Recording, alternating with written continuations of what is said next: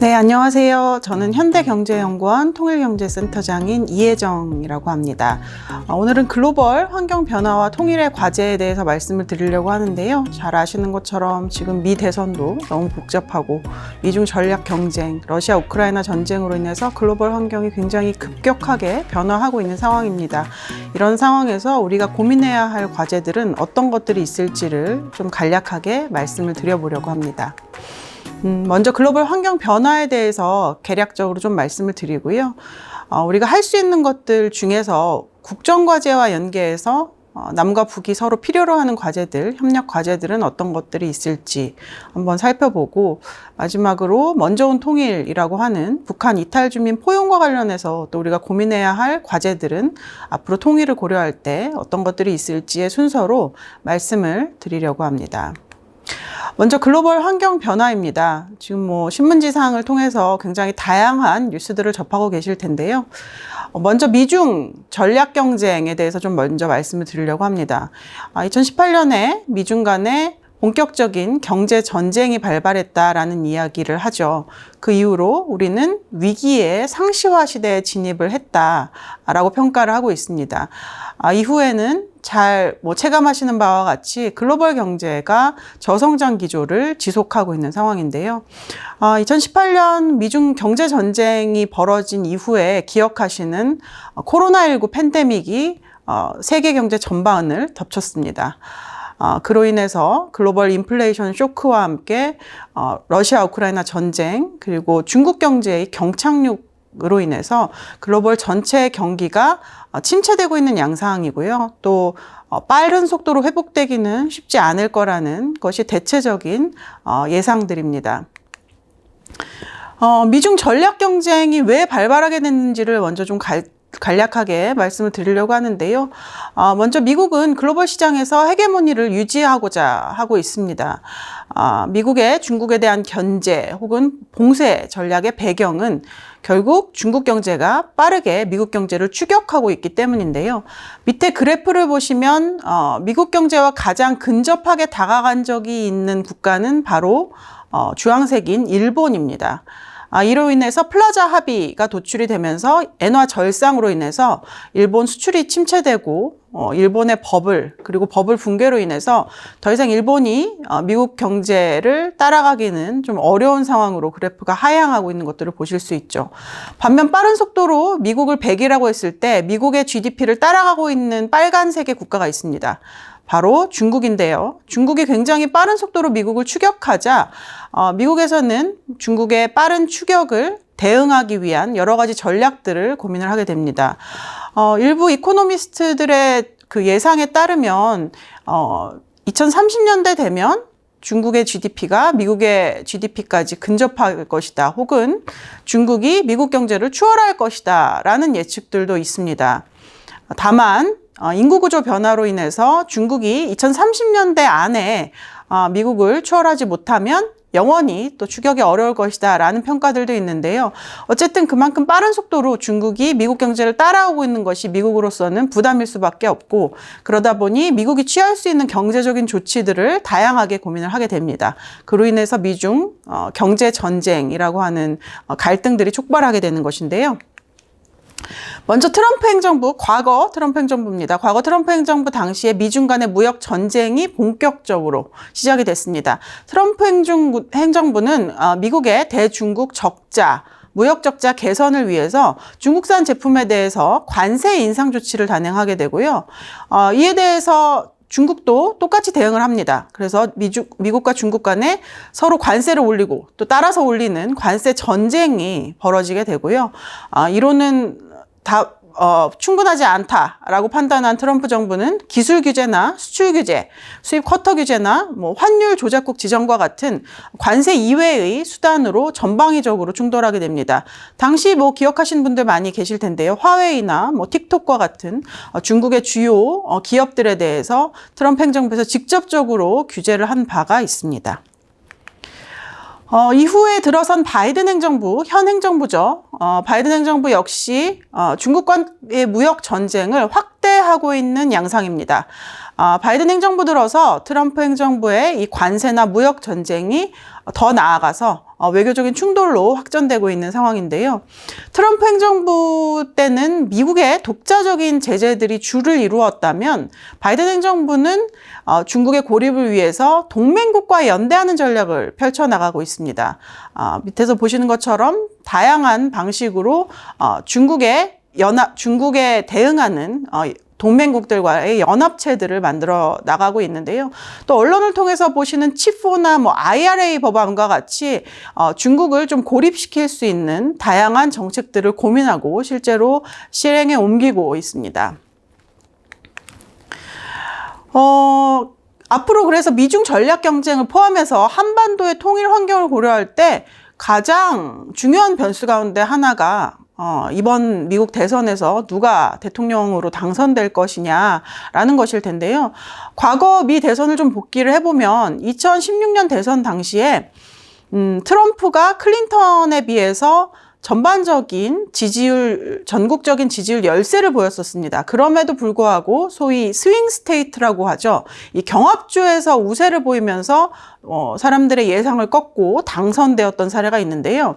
힐러리 클린턴은 당시 전국 득표율에서 도널드 트럼프보다 더욱 높은 지지율을 획득한 바 있습니다. 그렇지만 미국이 굉장히 특이한 미국 고유의 이 주별 선거인 그러니까 간선제를 선택하고 있는데요. 이 선거인단은 이제 승자 독식제를 취하게 됩니다. 그래서 이 소위 경합주 스윙 스테이트에서 트럼프가 다수의 선거인단을 획득하게 되면서 대통령에 당선되게 되는데요. 소위 스윙 스테이트로 언급되는 주로 경합주라고 불리는 곳들이 이 네바다와 애리조나, 위스콘신, 미시간, 펜실베니아, 조지아와 같은 지역들인데요.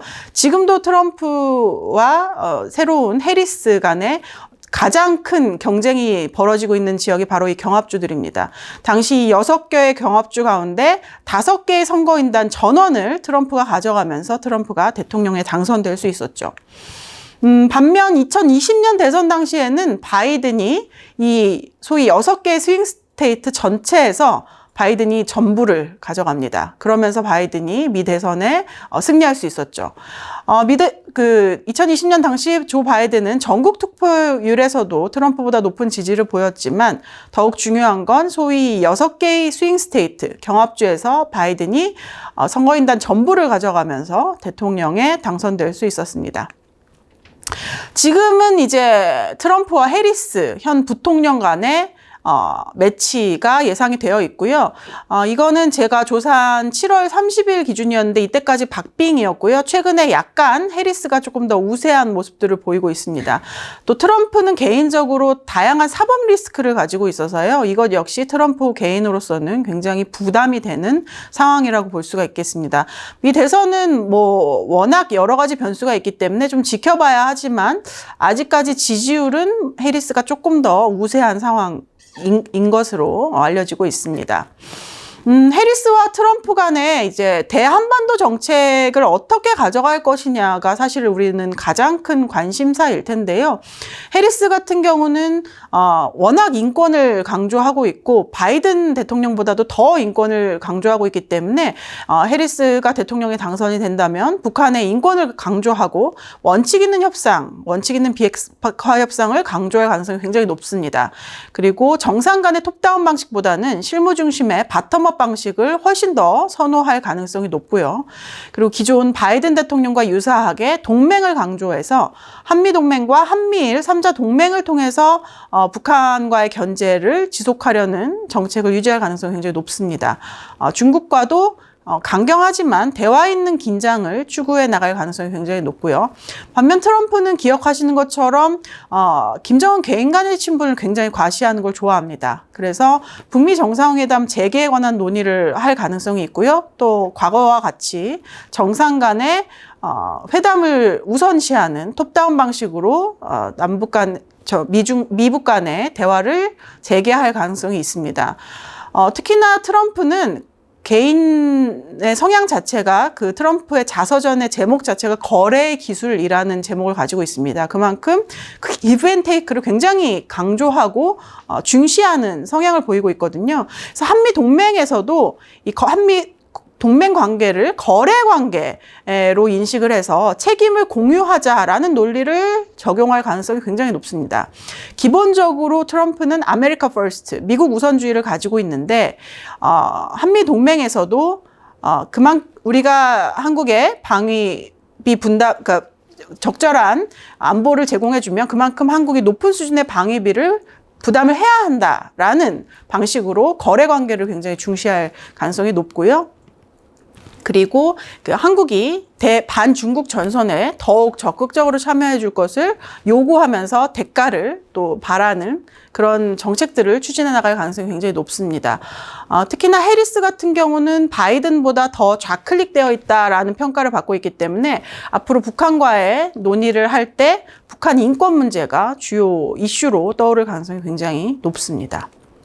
추후에 미 대선 결과를 좀 지켜보면서 새롭게 당선된 미국 대통령이 또 북한과는 어떤 한반도 정책을 어떻게 펼쳐나가고 또 우리 한국과의 동맹 관계는 또 어떻게 펼쳐나갈지를 좀 주의 깊게 지켜볼 필요가 있겠습니다. 지금 한반도는 사실상 이중 냉전 상황이라고 평가를 받고 있습니다. 우리는 사실 20세기 냉전의 대표적인 산물이 우리 한반도의 분단이었는데요. 이 분단 상황을 극복하지 못한 채로 21세기를 맞아서 21세기에는 신냉전까지도 직면하고 있는 상황입니다. 한반도는 이 한미일과 중국, 러시아, 북한이 맞붙는 최전방이라고 할 수 있고요. 그래서 이 신냉전의 대표적인 격돌지로 상징적으로도 굉장히 많이 언급되는 지역이 되었습니다. 지금 그 한반도의 상황이 엄중한 가운데 한미일 대표 정상이 만나서 대통령이 만나서 캠프 데이비드에서 1년 전이었죠. 8월 18일에 대한민국의 담대한 구상의 목표에 대해서 한미일 3국 정상 모두가 지지를 표명하고 이 자유롭고 평화로운 통일 한반도를 지지한다라는 내용을 이 캠프 데이비드 선언에 명시를 했습니다. 한국, 미국, 일본 3국의 정상이 다 같이 자유롭고 평화로운 통일 한반도를 지지한다라는 선언을 한 것은 처음 있었던 일이기 때문에 굉장히 의미가 있었던 선언이라고 평가를 받고 있고요. 특히나 이런 한반도 문제가 남북한 당사자만의 문제로 그치는 것이 아니라 이 동북아와 세계 평화에도 긍정적인 촉매제가 될 수 있도록 유엔 정신과 이 보편적인 자유, 평화, 이런 보편적인 가치에 입각한 통일 미래에 대한 고민이 필요한 시점이다라는 것들이 공유되었다라는 측면에서 캠프 데이비드 선언이 큰 의미를 갖는다라고 말씀드릴 수가 있겠습니다. 말씀드린 것처럼 지금 러시아와 우크라이나 간에는 현재도 전쟁이 진행 중입니다.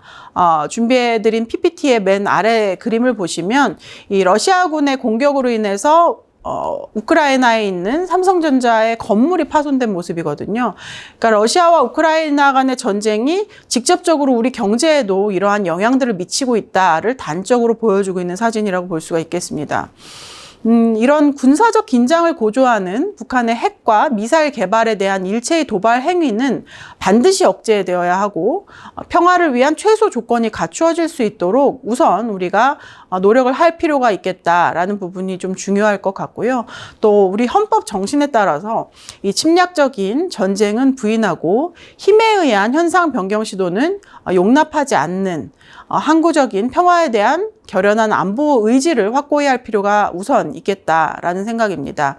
이 러시아의 우크라이나에 대한 침공이 결국 힘에 의한 현상 변경 시도였다라는 측면에서 한반도도 지금 기술적으로는 전쟁 상태라고 볼 수 있기 때문에 결코 안전하다라고 볼 수 없고 이런 시기에 우리의 안보 의식이 더욱 고취되어야 하고 힘에 의한 현상 변경은 절대로 있어서는 안 된다라는 것들을 북에도 계속 확인할 필요가 있겠다라는 생각입니다. 최근 북한은 그 노동당 전원회의에서 남북 관계를 적대적이고 교전 중인 두 국가 관계라고 규정을 했습니다. 그래서 그동안 통일을 지향하는 특수 관계라고 하는 남북 관계에 대한 규정을 다시 근본적으로 전환을 하면서 남측을 보는 시각이 적대적이고 교전적인 두 국가다라고 시각이 변화하였음을 시사를 했는데요. 북한은 김정은의 지시로 통일, 동포 7천만 결의라는 표현을 삭제하고 있습니다. 이런 시점에 오히려 우리는 이 자유민주주의 통일 논의를 확산시켜 나갈 필요가 있겠는데요. 정부는 민족공동체 통일방안 30주년을 맞아서 8.15 통일 독트린을 발표한 바 있습니다. 그래서 우리 한국의 자유, 평화, 통일 의지에 대해서 대북, 대남, 대외에 확산을 해나가겠다라는 의지를 밝혔는데요. 밑에 PPT에서 보시는 것처럼 이 한반도의 지도를 과거에는 한반도 전체를 빨강색으로 표시를 했었습니다. 그렇지만 북이 적대적이고 교전 중인 두 국가 관계라고 남북 관계를 다시 규정을 하면서 지도에서 보시는 것처럼 북측만 빨간색으로 표시해두고 있는 걸 확인하실 수가 있죠. 북이 더 이상은 한반도, 한민족, 통일이라는 개념들을 사용하지 않고 있다라는 것들을 시각적으로 보여주는 PPT라고 볼 수가 있겠습니다. 북한이 통일을 지우고 있는 소위 통일 지우기를 하고 있는데 우리 국민들의 시각, 우리 국민들의 인식 속에서 통일은 어떤 위치를 차지하고 있을까요? 서울대 통일평화연구원이 2023년 통일 의식조사를 실시한 이래로 2023년 통일이 필요하다라고 응답한 비중이 2007년 조사를 처음 시작한 이래로 가장 낮은 수준으로 하락했습니다. 그만큼 우리 국민들의 인식 속에서도 점점 통일이 사라지고 있는 상황인데요. 통일이 필요하지 않다라고 인식하고 통일이 필요하다라고 인식하는 그 성향들은 점점 낮아지고 있는 것들이 우리 국민들이 통일의 필요성에 대한 인식이 변화하고 있는 모습이라고 보여주는 그래프라고 볼 수가 있겠습니다. 그러면 통일에 대해서 어떤 생각들을 가지고 계신지 한번 생각을 해보시면 과거 통일에 대해서 무조건 반드시 필요하다라는 이 구호적인 의무감을 강조했을 때에는 포스터 그리기 지겹다 통일해라, 표하기 지겨우니 통일해라, 그러니까 정말 뭐 통일에 대한 고민을 한다기보다 이런 통일이 당연하다라는 당위성이 지겹다라는 표현을 하는 어린이들이 많았었는데 이 어린이들이 지금 이제 자라나서 소위 MZ세대의 통일 인식들을 대변하고 있는 그림들로 이런 그림들을 이해해 볼 수가 있을 텐데요. 그리스 로마 신화 중에 프로크루스테스의 침대라는 그 그리스 로마 신화가 있습니다. 프로크루스테스라는 그 거인이 지나가는 나그네를 데리고 와서 본인의 침대에 눕혀봅니다. 그래서 본인의 침대보다 다리가 길면 잘라버리고 본인의 침대보다 나그네의 키가 작으면 억지로 늘려서 그 침대 나그네의 몸을 맞추려 한 일종의 고문을 했던 내용인데요. 통일이라는 답을 정해놓고 통일을 하지 않으면 우리 민족에게 미래는 없다라는 식의 획일화된 통일 교육을 해나간다면 마치 프로크루스테스의 침대처럼 통일에 대한 오히려 반감이 커질 수 있습니다. 그래서 통일에 대해서 고민할 때에는 통일이 반드시 필요하다라고 전제를 던져놓고 논의를 시작하는 것이 아니라 통일을 하면 우리에게는 어떤 유익이 있을까? 통일을 통해서 내 삶은 어떻게 더 나아질 수 있지? 이런 것들을 함께 허심탄회하게 논의해보고 고민을 해볼 때 통일에 대해서 합리적인 어떤 의무감들이 발생할 수 있을 것이라는 생각이 듭니다. 그래서 구호적인 의무감보다는 합리적인 의무감을 다양한 토론회장을 통해서 만들어 나가는 노력들이 결국 우리 국민의 통일 인식을 높일 수 있는 접근 방안이라는 생각이 들고요. 특히나 중요한 건 통일이 필요하냐, 통일이 우리 나만의 이익이 되냐라고 물어보면 우리 국민의 절반 이상이 나만의 이익이 된다라고 응답을 합니다. 다만 통일이 자신에게 이익이 되냐라고 물어보면 그거는 잘 모르겠다라는 응답이 훨씬 높은 거죠. 그래서 결국은 통일이 나만 전체의 이익이 된다라고 생각하는 비율만큼 통일이 나 자신, 개인에게도 도움이 된다라는 인식이 올라가야지만 통일에 대한 필요성에 대한 공감대들이 더욱 확산될 수 있을 것이라는 생각이 듭니다. 이 남한 사회 전체에 대한 이익 그리고 개인에 대한 이익의 이 갭이 점점 줄어나가기 위해서는 나에게 도움이 되는 통일은 어떤 것이 있을까에 대해서 계속 논의해보고 토론해보고 고민해보고 이거를 어떻게 실전적으로 확산시킬 수 있을지에 대한 논의들이 지속되어야만 자신에게 이익이 된다라고 하는 비중이 결국은 나만 전체에 이익이 된다라는 비중까지 올라올 수 있을 것이라는 생각이 들고요. 그것이 결국 통일 편익이 나에게 어떤 유익을 줄 수 있는지에 대한 고민들로 이어질 수 있을 것이라는 생각이 듭니다. 우리의 소원은 통일이라고 당연히 말해야만 하는 이 사회적인 압력이 있다면 방금 말씀드린 개인의 편익에 대한 구체적인 고민들이 활발하게 이루어지기 어려울 거라는 생각이 듭니다. 조지 워싱턴대 경영학과 교수인 제리 하비 교수가 집단 구성원들이 별로 원하지 않았지만 그냥 암묵적인 합의에 따라서 어떤 일을 추진했을 때 결국 아무도 행복하지 않게 되는 굉장히 역설적인 현상이 발생할 수 있다라고 하는 에빌린의 역설이라는 설명을 한 적이 있는데요. 미국 텍사스에서 이제 사위가 텍사스 장인의 집에 방문을 합니다. 그래서 뭐 특별히 할 일도 없는데 뭐 나가서 외식이나 할까라고 장인이 제안을 하니까 가족 모두 찬성을 해서 굉장히 더운 날씨에 왕복 3시간이나 걸리는 에빌린까지 가서 저녁 식사를 하고 돌아오는 길에 차 에어컨도 고장이 나고 길 상태도 그렇게 좋지 않아서 다들 그렇게 기분이 좋지 않아 보였습니다. 사위가 이렇게 눈치를 보다가 오늘 저녁 뭐 나쁘지 않았죠? 괜찮았죠? 이렇게 물어보자 장모님이 사실 난 별로 가고 싶지 않았는데 다른 사람들이 다 가고 싶어 하는 것 같아서 가자고 했어 라고 얘기하니까 본인의 처도 나도 별로 그냥 집에서 간단하게 먹고 싶었는데 굳이 3시간까지 갔다 와서 시간과 비용을 투입한 의미가 있었는지 잘 모르겠어 라고 한 명씩 이렇게 불만을 이야기하니까 장인마저도 나도 정말 가고 싶어서 가자고 한 건 아니었어. 특별히 할 게 생각이 안 나서 제안해 본 거였는데 다들 그냥 따라오길래 간 거야 라고 얘기를 한 거죠. 그래서 가족들이 모두 이건 누구를 위한 외식이었는가. 우리는 뭐 원하지 않았는데 시간도 많이 들고 기분도 별로 안 좋아지고 비용도 많이 들고 아무도 행복하지 않은 결과를 결국 갖게 됐다. 우리가 왜 이렇게 됐을까를 얘기해보자 라고 하니까 결국 아무도 노라고 하지 않았기 때문이다. 특별히 가고 싶지 않으면 누구 한 명이 적극적으로 별로 에벨린에서 저녁 먹는 거 별로니까 그냥 집에서 식사하시죠 라고 했었으면 결국 모두가 행복할 수 있었을 텐데 아무도 노라고 하지 않자 별 의도 없이 얘기한 어떤 사람의 말에 모두가 따라가게 되는 이런 현상이 발생했다는 거죠. 통일에 대해서도 누가 그냥 앞장서서 통일로 가자라고 했을 때 이 사회적인 합의가 충분히 도출되지 않은 상황에서 무작정 통일로 우선 가면 이 에빌린에 다녀오는 사람들의 심정을 느낄 수 있을 거라는 거죠. 그러니까 개별적인 사람들 한 명 한 명이 모두 통일이 나에게는 내 개인에게는 어떤 유익이 되니까 한번 해보자 라고 결심해서 가는 게 아니라 그냥 노라고 하지 않아서 따라가는 상황이 된다면 아무도 원하지 않는 통일의 결과가 나올 수 있다라는 말씀을 드리려고 이 예시를 좀 들어봤습니다. 우리가 통일에 대해서 고민을 할 때 직접적으로 내가 정말 통일을 원하는지 아니면 나는 지금 통일을 그렇게 원하지 않는지에 대해서 먼저 객관적으로 생각을 해보고 그렇다면 내가 어떻게 사람들과 대화를 하면서 통일에 대한 인식들을 개선해 나갈 수 있을지에 대해서 토론을 해나갈 때 사회 모두가 행복한 통일로 결국은 나아갈 수 있을 것이다 라는 말씀을 드리고 싶고요. 사실 통일에 대해서 의문을 가지고 있는 것은 소위 MZ세대만은 아닙니다. 그래프에서 보시는 것처럼 과거에는 20대, 30대, 40대, 50대, 60대 모두 통일이 필요하다라는 인식이 굉장히 높았었다면 지금은 전 세대 모두에 걸쳐서 통일의 필요성에 대한 인식이 낮아진 게 사실이거든요. 그래서 마치 통일을 기성세대는 원하고 있고 젊은 세대들은 원하지 않고 있는 것처럼 생각을 하는 분들도 계시지만 그것은 사실이 아니다라는 것이죠.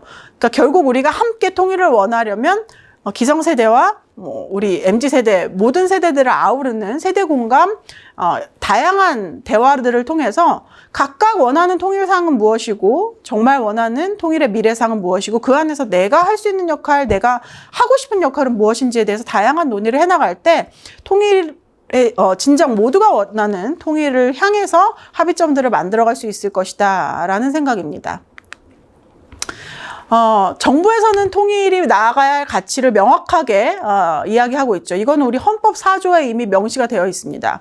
대한민국은 통일을 지향하며 이 자유민주적 기본 질서에 입각한 평화적 통일 정책을 수립하고 이를 추진한다라고 명확하게 규정이 되어 있죠. 이 헌법 정신에 따라서 우리는 국제평화 증진과 인류 공영에도 이바지할 수 있는 평화 통일을 구축해 나가고 또 개인의 자유와 개인의 행복이 최대한 보장될 수 있는 통일 미래를 만들어 가야 합니다. 이거에 대한 공감대는 우리 내부적인 공감대뿐만 아니라 북한 주민들 그리고 국제사회 모두와의 공감대가 형성되어야만 우리가 정말 원하는 자유롭고 평화롭고 소위 안전한 통일 한반도를 만들어 나갈 수 있을 텐데요. 지난 2023년 윤석열 대통령이 유엔 총회 기조연설에서 국제사회가 연대해서 개발과 기후와 디지털 분야에서 글로벌 격차를 완화해 나가야 하고, 또 우리나라가 안보리 비상임 이사국으로서 이런 국제사회에서의 책임 있는 역할을 수행해 나가야 할 필요가 있다, 이런 논의들이 있었습니다. 그래서 오늘 저는 우리가 소위 글로벌 리더로서 해야 할 역할 중에 개발과 관련한 이슈, 기후변화와 관련한 이슈, 그리고 이 디지털과 관련한 이슈와 관련해서 글로벌 격차 해소는 결국은 전 세계 국가들 간의 격차 해소도 물론 있겠지만 우리나라 내에서의 격차 해소, 그리고 남북 간의 격차 해소까지도 포함할 수 있는 내용이기 때문에 이런 내용을 좀 종합해서 말씀을 드리려고 합니다.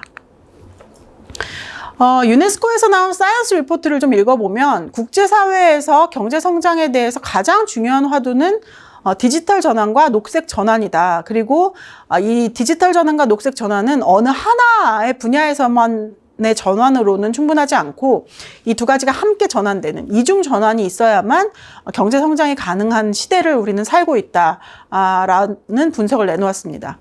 그래서 디지털 기술이 미래의 경쟁력으로 강조가 되면서 디지털 기술에 대한 투자가 확대돼 나갈 필요가 있고, 유엔의 지속가능 발전 목표와 기후변화와 연계해서 이 녹색 전환을 디지털 전환과 연동시켜서 경제 성장을 도모하기 위한 고민들이 필요하다라는 제안을 했고요.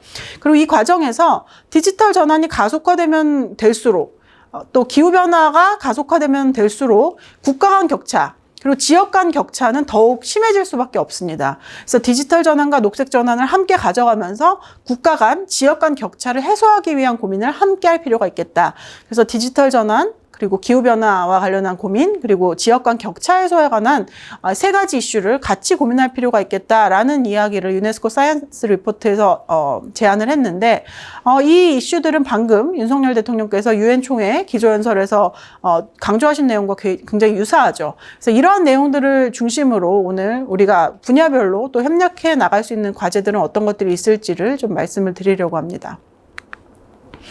먼저 유엔의 지속가능 발전 목표 SDGs는 2016년부터 2030년까지 국제사회가 지속가능한 발전을 실현하기 위해서 다 함께 달성해야 할 공동 목표로 인식이 되고 있습니다. 그래서 사회적 포용과 경제 성장, 지속가능한 환경, 이 3개 분야를 아우르는 국제사회가 다 같이 달성해야 할 최대의 공동 목표이고요. 인간, 지구, 번영, 평화, 파트너십이라는 5개의 P의 영역에서 인류가 나아가야 할 17개의 목표를 설정을 해두고 있는 것이 이 SDGs라고 볼 수 있겠습니다. 북한 역시 유엔의 회원국으로 가입이 되어 있죠. 그래서 북한도 이런 SDGs를 이행하기 위해서 고민을 하고 있고, 이 SDGs를 이행하고 있는 상황에 대한 보고서를 작성을 해서 유엔에 제출을 한 바가 있습니다. 우리의 담대한 구상은 북한의 그 실질적인 비핵화에 맞추어서 북한 경제의 민생을 획기적으로 개선해 나가는데 초점을 두고 있는 정책입니다. 그래서 초기 협상 단계에서는 한반도 자원 식량 교환 프로그램을 위해서 북한에 상대적으로 넉넉하게 매장되어 있다라고 알려진 지하 자원과 또 북한에 상대적으로 좀 부족하다라고 알려진 식량을 교환하는 방식으로 자원 식량 교환 프로그램을 진행해 보자. 북한이 이제 비핵화 협상에 나선다면 초기 단계에서, 그리고 식량뿐만 아니라 뭐 비료나 의약품과 같이 북한이 가장 필요로 하는 부분들에 대해서 유엔 제재 결의안에 대한 부분적인 면제도 국제사회와 협의해서 진행해 나갈 수 있다라는 것이 담대한 구상의 중요한 내용이고요.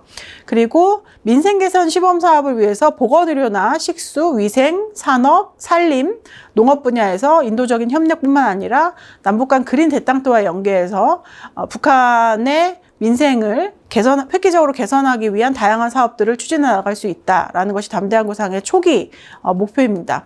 그리고 북한이 실질적인 비핵화에서 완전한 비핵화로 비핵화의 진전을 해나가면 그 비핵화 진전 단계에 맞춰서 남북 간의 공동 경제발전위원회를 설립하고 북한에 필요한 인프라, 뭐 항만이나 공항, 발전소와 같은 인프라를 구축하고 농업 생산성 향상이나 병원 의료 현대화를 위한 민생 개선, 그리고 북한이 결국은 국제금융기구에 가입할 수 있도록 하는 다양한 인센티브들을 제공하는 방식으로 비핵화의 단계에 맞춰서 북한을 소위 담대한 구상으로 끌어나간다라는 것이 지금 정부가 가지고 있는 대북 구상입니다.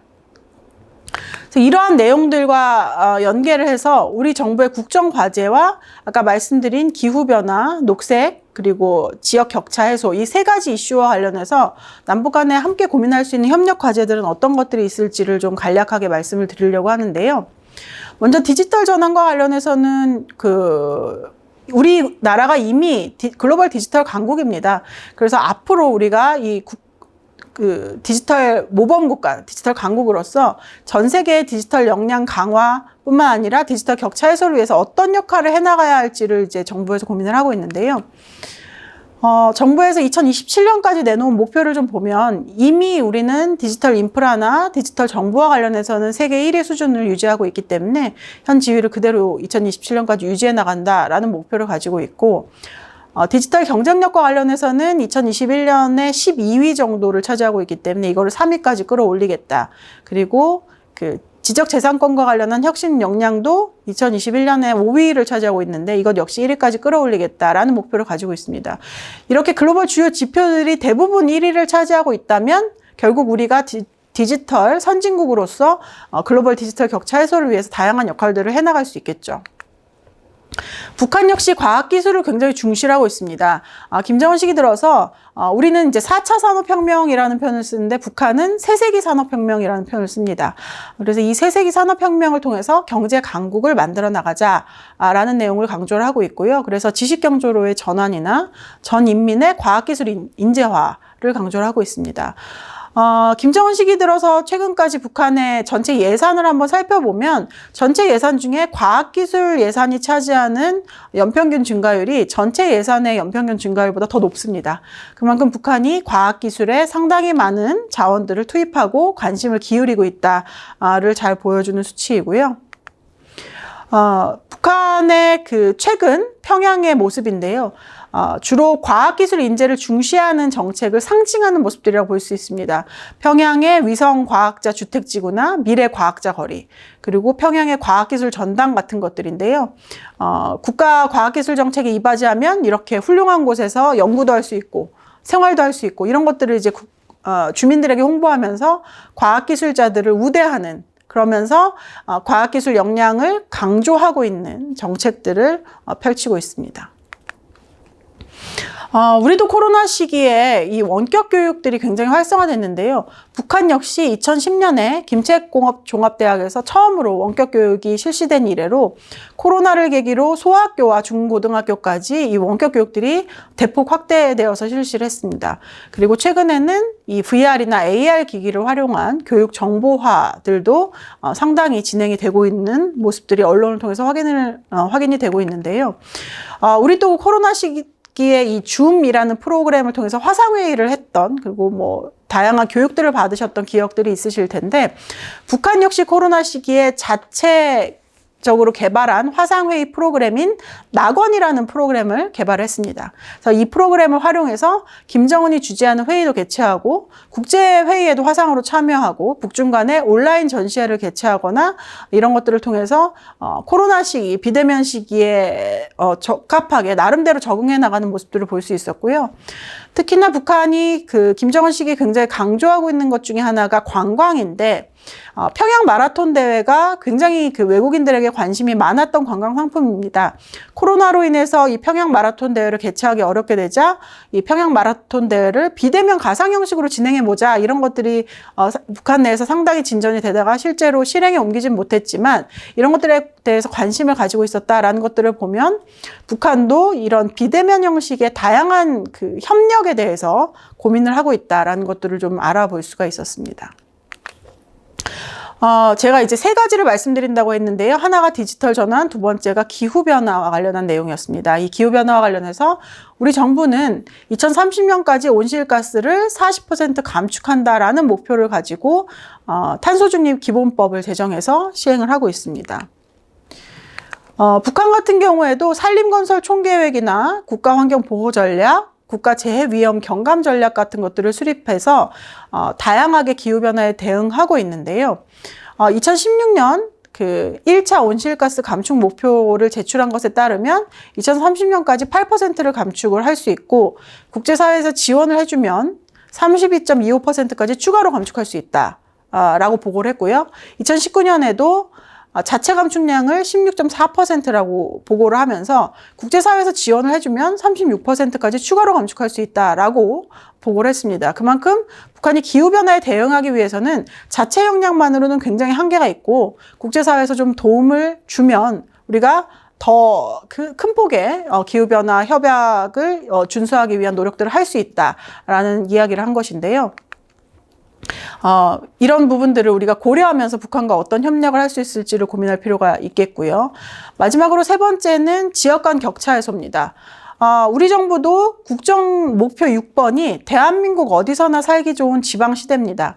그래서 지역 균형 발전을 강조하는 공약들을 펼쳤고 실제로 이것들이 국정과제 중에 무려 10개나 들어오면서 지역 균형 발전을 위한 다양한 정책들을 추진하고 있는데요. 우리 정부는 지방시대 종합계획이라는 걸 발표하면서 지방분권 균형 발전과 관련한 5개년 계획을 수립을 했습니다. 그래서 지방분권, 교육개혁, 특화발전, 생활복지, 혁신성장 이 5개의 전략을 가지고 대한민국 어디서나 살기 좋은 지방시대를 만들어 나가겠다. 지방 주도의 균형 발전을 추진해 나가겠다라는 목표들을 세워놓고 있는데요. 북한 같은 경우도 김정은식이 들어서 이런 지방 분권화 제도와 함께 지역 간 균형 발전을 위한 다양한 고민들을 하고 있습니다. 대표적으로 북한이 2012년에 지방예산법을 만들었고요. 2013년에 경제개발구법, 2021년에는 시군발전법을 만들면서 상대적으로 좀 낙후된 지역에서 다양하게 지방 경제가 발전될 수 있는 방안에 대해서 지원할 수 있는 여러 가지 대책들을 고민을 하고 있습니다. 김정은식이 북한의 지방경제 발전 정책은 기본적으로 김일성, 김정일 시대부터 추진되어 온 정책 기조는 그대로 유지하면서도 각 시군에서 가지고 있는 특색에 맞는 자립적이고 다각적인 지방경제체제를 구축하도록 주문을 하고 있습니다. 북한은 우리와 접경해 있는 이 강원도, 이 철원군과 인접해 있는 북측의 강원도 김하군에서 이 식료품 공장, 옷 공장, 종이 공장과 같은 대표적인 경공업 공장들을 준공을 하고 이 아래 PPT에서 보신 것처럼 성대하게 준공식을 진행을 한 바가 있는데요. 김정은은 이 김하군을 상당히 흡족하게 여기면서 지방공업의 본보기라고 칭찬을 했습니다. 그러면서 주요 도시들을 본보기 지역으로 지정을 하면서 이 지역들을 따라 배우는 모범 지역을 따라 배우도록 하는 다양한 캠페인들을 펼친 바가 있는데요.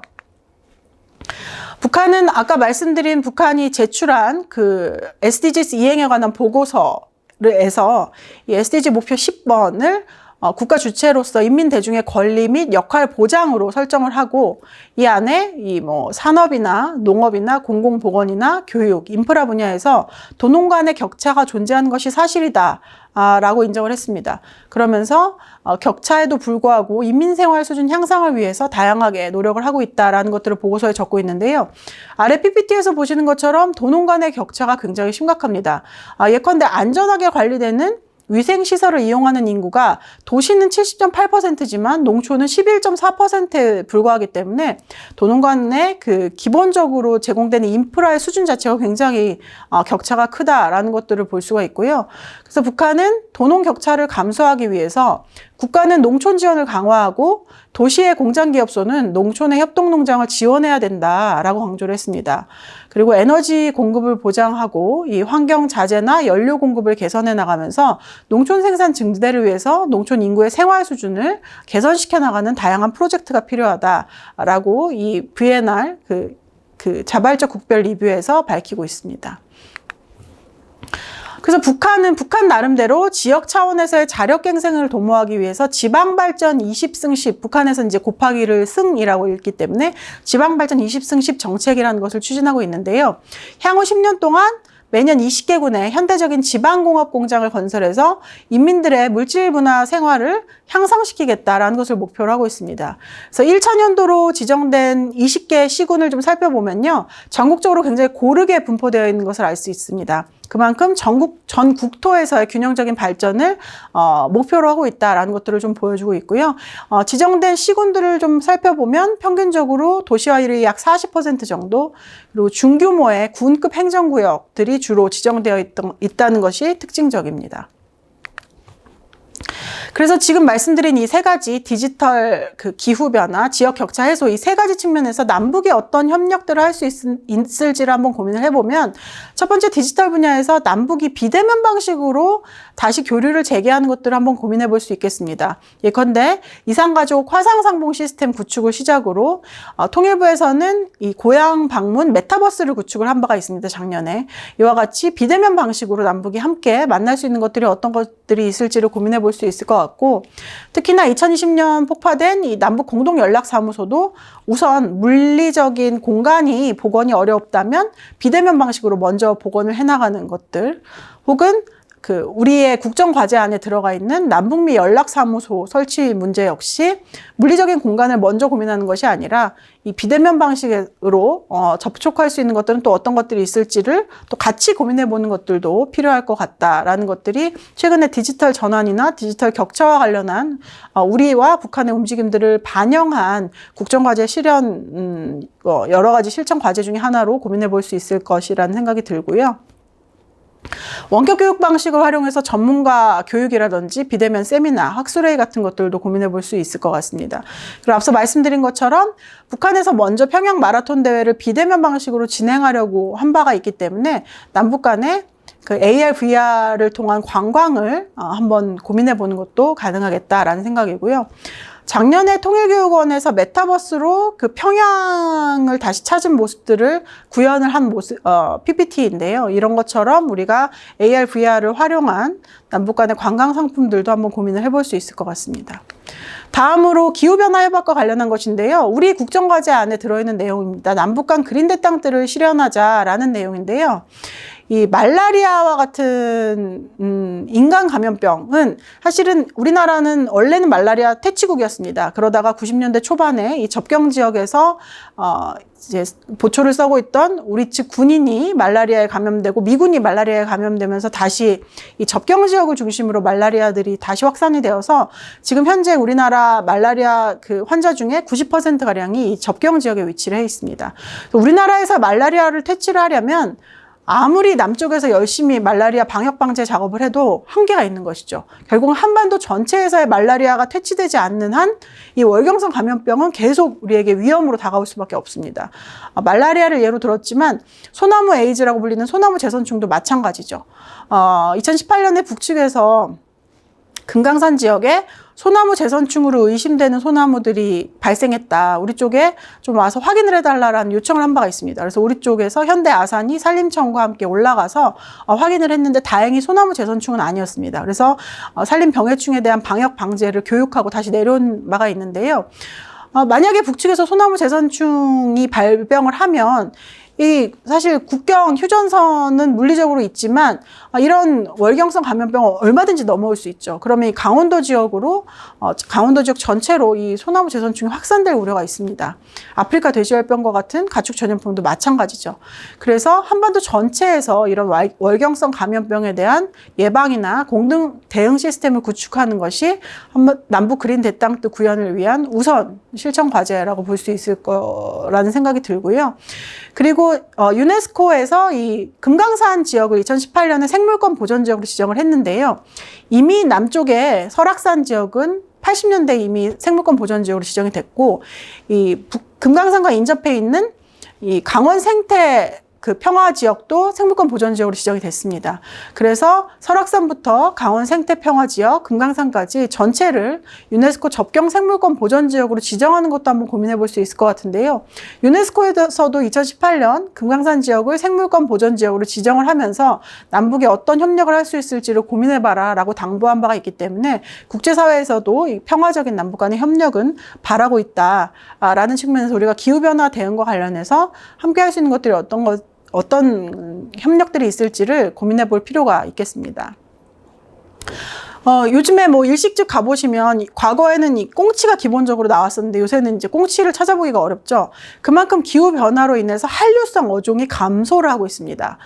그리고 우리가 과거에는 제주도 감귤을 주로 맛봤었지만 제주도 감귤의 재배 적지들이 점점 북상하고 있고요. 사과나 포도, 감, 대표적인 우리가 먹는 먹거리들의 재배 적지들이 북상을 하고 있습니다.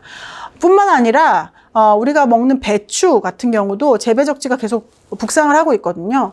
그래서 우리가 이런 기후 변화로 인해서 각 농산물들의 재배 적지가 북상하고 있는 상황들을 고려한다면 남북이 함께 협력을 해서 한반도에 어울리는 우량 품종을 개발하고 함께 협력할 수 있는 것들이 어떤 것들이 있을지를 고민해 볼 필요가 있겠습니다. 우리가 즐겨 먹는 한류성 어종 같은 경우도 남북이 함께 인공 종묘를 생산한다거나 함께 방류하는 사업을 통해서 한반도 전체의 식량 안보를 위해서 남북이 협력할 수 있는 것들이 어떤 것들이 있을지를 고민해 보는 것도 굉장히 의미가 있겠다라는 생각이 듭니다. 마지막으로 이제 국토의 균형 발전과 관련해서 남북 모두가 함께 고민을 하고 있는데요. 지난 12월에 평화경제특구법이 제정이 됐습니다. 평화경제특구법 제정을 계기로 접경지역을 중심으로 남북 간의 평화경제특구 설치 그리고 이후의 협력에 대한 다양한 고민들이 이루어지고 있는데요. 북한 역시 접경지역에서 다양한 아까 말씀드린 지방발전 20승식과 관련한 어떤 개발 고민들이 발견이 되고 있는 것들을 고려한다면 남북 간의 접경 지역을 중심으로 연구소 간의 교류를 통해서 서로 필요한 것들이 어떤 것들이 있을지를 함께 연구해 보는 것도 남북한을 포함한 한반도 전체 국토의 균형 발전을 위해서 우리가 한번 고민해 볼 수 있는 과제겠다라는 생각이 듭니다. 다음으로 이제 먼저 온 통일이라고 할 수 있는 북한 이탈 주민들의 포용과 관련해서 우리가 통일의 과제로 고민해 봐야 할 것들이 어떤 것들이 있을지를 말씀을 드리려고 하는데요. 우리 정부는 지난 7월 14일을 북한 이탈 주민의 날로 지정을 했습니다. 정부는 그동안 국가유공자, 월남 귀순자에 관한 보호법이나 월남 귀순용사 특별보상법, 귀순 북한 동포 보호법, 그리고 북한 이탈 주민 보호 및 정착에 관한 법률을 통해서 북한 이탈 주민들을 보호하기 위한 다양한 법제적인 고민들을 해왔는데요. 북한 이탈 주민들은 아직도 한국 사회에서 약간의 이질감을 느끼고 있는 것 같습니다. 서울대 통일평화연구원에서 조사한 결과에 따르면 북한 이탈 주민에 대해서 친근하다라고 느끼는 비율은 별로 높지 않고요. 친근하지 않다 혹은 아무 생각 없다라고 느끼는 비중이 훨씬 높게 나타났습니다. 좀 제가 충격을 받았던 조사 결과는 한국에 거주하고 있는 이주민에 대한 친근감에 대한 선호도를 조사를 했는데요. 미국인이 가장 높게 나왔고 동남아시아인, 일본인, 조선족 그 다음이 북한 이탈 주민으로 나왔습니다. 그러니까 주변에 있는 그냥 주변에 살고 있는 이웃으로서 동남아시아인이나 일본인이나 조선족보다도 친근감이 더 낮은 수준이라는 것은 좀 충격적이었는데요. 이런 것들을 우리가 북한 이탈 주민에 대한 인식을 개선하지 않고는 사실은 이 북한 이탈 주민들이 이 남한 사회에 잘 정착해서 통일의 밑거름이 될 수 있도록 기대하기는 쉽지 않을 것 같습니다. 우리 먼저 한국에 먼저 넘어온 북한 이탈 주민들에 대한 인식을 좀 개선을 하고 우리가 먼저 좀 다가가는 마음의 노력들이 먼저 우선되어야 되겠다라는 것들을 좀 생각하게 됐고요. 북한 이탈 주민 가운데 지난 1년간 차별이나 무시를 당한 경험이 있다라고 응답한 분들께 왜 그런 차별이나 무시를 당했다고 느끼셨는지를 여쭤봤더니 말투나 생활 방식, 태도와 같은 문화적인 소통 방식이 달라서 차별당한 것 같다. 혹은 남한 사람들이 북한 이탈 주민에 대해서 부정적인 인식을 가지고 있어서 이런 차별을 받은 것 같다.